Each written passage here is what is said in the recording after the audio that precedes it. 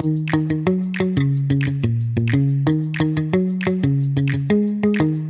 textes sur la désorganisation complète de la classe de terminale sont sortis hier. Donc maintenant, on a des informations réelles, des informations précises à opposer aux mensonges, aux manipulations de Carole Grandjean dans les médias. Alors ces textes concernent évidemment la classe de terminale, mais ce qu'on a pu voir aussi, c'est qu'ils avaient un impact réel sur l'ensemble du cursus Bac Pro. Première information, quand on regarde ces grilles horaires, 4 semaines de moins de cours en terminale. C'est écrit noir sur blanc, on passe de 26 semaines de cours à 22 semaines. Et quand on regarde ce qui se passe en seconde et en première, c'est 2 heures de moins par semaine pour les élèves. Alors, on a fait le calcul avec leurs chiffres.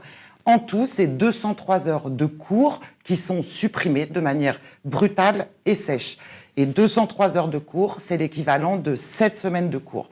Alors là, j'aimerais bien voir comment Gabriel Attal, par quel tour de passe-passe, lui qui prétend mettre le choc des savoirs au cœur de ses politiques, va s'en sortir en assumant le fait de supprimer 7 semaines de cours. Je voudrais bien voir et écouter aussi Carole Grandjean, qui prétend favoriser l'insertion professionnelle et en réalité supprimer 85 heures d'enseignement professionnel en classe de terminale. Alors c'est 85 heures globales et de manière stricto sensus, c'est 30 heures de discipline professionnelle quand même.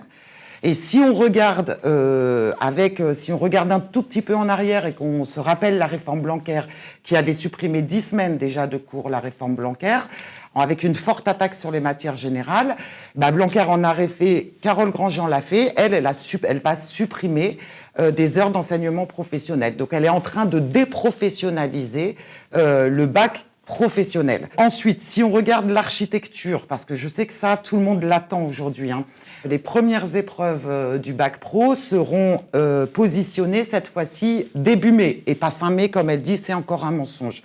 Alors là, franchement, je crois que je suis fière d'être dans l'intersyndicale, fière de mon syndicat, fière de vous aussi sur le terrain qui organisez des heures d'information syndicale sur ce saccage qui est en train d'être organisé. C'est grâce à vous, c'est grâce à nous qu'on a réussi, grâce à l'appel à la grève du 12 décembre, de bloquer ce projet de mettre des épreuves en mars. En réalité, on a gagné 1 mois et demi déjà rien qu'en appelant à la grève. Donc il faut continuer, il faut réussir cette grève du 12.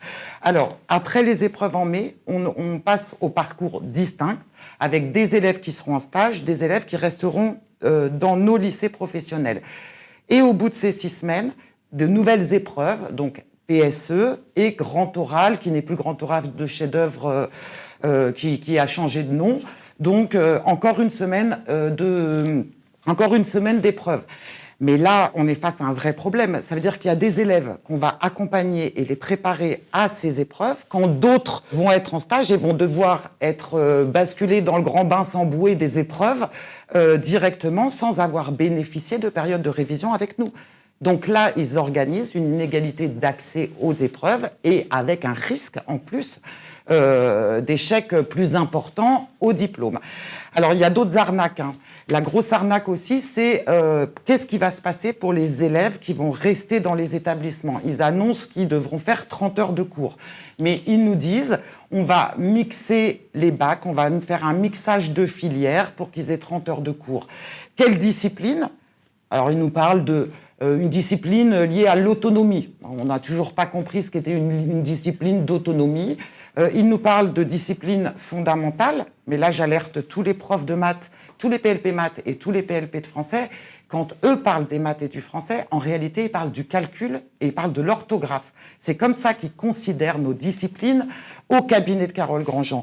C'est un scandale aussi. Et ils sont en train vraiment de créer sur ces 6 semaines une grosse usine à gaz parce qu'ils vont aussi laisser le choix des emplois du temps, nos emplois du temps, l'emploi des élèves, à la discrétion des chefs d'établissement.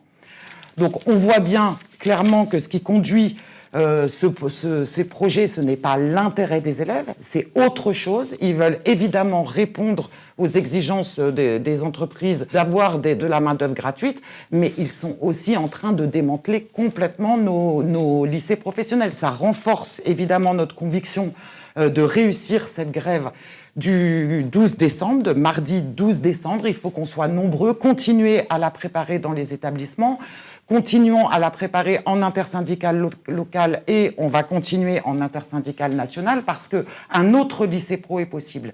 Et cet autre lycée pro, on pourra commencer à le construire seulement si on fait cesser ce projet. Ce projet, il doit finir à la poubelle de la rue de Grenelle.